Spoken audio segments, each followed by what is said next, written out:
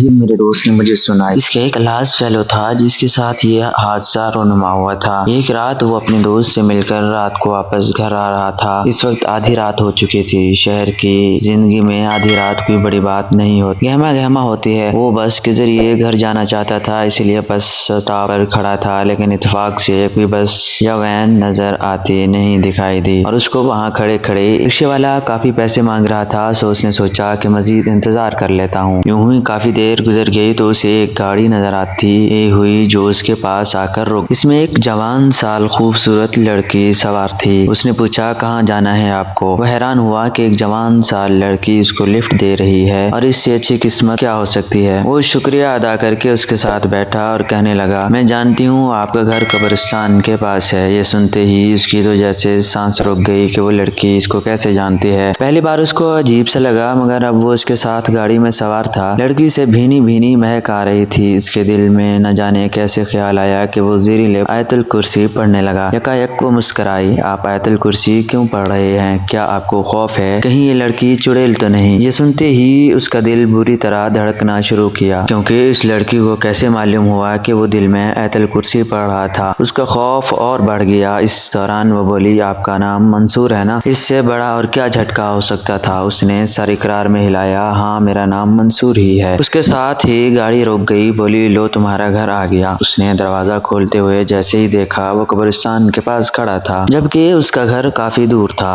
ابھی منصور آؤ، میں تم کو گھر تک چھوڑاؤں۔ وہ بت بنا رہا۔ اس نے منصور کا ہاتھ تھاما اور سڑک کی طرف جانے کی بجائے قبرستان کی طرف چل دی اور ایک جگہ رک کر بولی، لو تمہارا گھر آ گیا، اب تم آرام کر لو۔ یہ کہتے ہوئے اس نے ایک نیم پختہ قبر کی جانب اشارہ کیا تو قبر شک ہو گئی۔ قبر پر منصور جعفری کے نام کا کتبہ لگا تھا۔ لڑکی اس کے قریب آ گئی، اس کا ہاتھ پکڑا اور کہنے لگی، میں بہت جلد تم تک پہنچ جاؤں گی، میں تمہارے بغیر بہت اداس ہوں۔ یکایک منصور کے دل پر اس لڑکی کی محبت کا اثر ہوا۔ وہ قبر میں اتر گیا اور کسی مردے کی طرح سو گیا۔ اس کی آنکھ اس وقت کھلی جب اسے کسی نے جھنجھوڑ کر اٹھایا۔ جاوید اٹھو، بتاؤ تمہارے ساتھ کیا ہوا؟ اس نے آنکھیں کھولیں تو وہ ہسپتال میں موجود تھا۔ ڈاکٹر پاس کھڑا تھا جبکہ اس کے والد کی آنکھیں سوجی ہوئی تھیں۔ جاوید بیٹے کیا ہوا تمہارے ساتھ؟ میں جاوید نہیں منصور ہوں، وہ کہاں گئی ہے؟ اس کی باتیں سن کر ڈاکٹر پریشان ہو گیا اور اسے نیند کا انجیکشن لگا دیا۔ دنوں ایسے بیت گئے مگر منصور نے جاوید کا نام قبول نہ کیا، نہ والد کو پہچانا۔ پھر ایک دن اس کے والد اس کو ایک پیر کامل کے پاس لے گئے اور اس کا روحانی علاج کیا۔ پیر صاحب نے بتایا کہ جاوید کو حقیقت میں رات کے وقت ایک ایسا واقعہ پیش آیا تھا۔ اس کی تصدیق اس طرح ہوئی کہ وہ اس کو قبرستان میں لے گئے جو منصور جعفری کی تھی، جو 20 سال پہلے قتل ہوا تھا۔ اس نے محبت کی شادی کی تھی، لیکن جب اس لڑکی سے اس کی شادی ہوئی اس کے بھائیوں نے اس کو قتل کر دیا اور بہن کو دوسرے شہر لے گئے تھے، جس کے بعد خودکشی کر لی تھی۔ جب منصور کی تصویر دیکھی گئی تو ان سب کو حیران کن جھٹکا لگا، کیونکہ جاوید اور منصور کے نقش و نگار میں زیادہ فرق نہیں تھا۔ میں آج تک حیران ہوں کہ کیا آج کی دنیا میں ایسے محیر العقول واقعات رونما ہو سکتے ہیں۔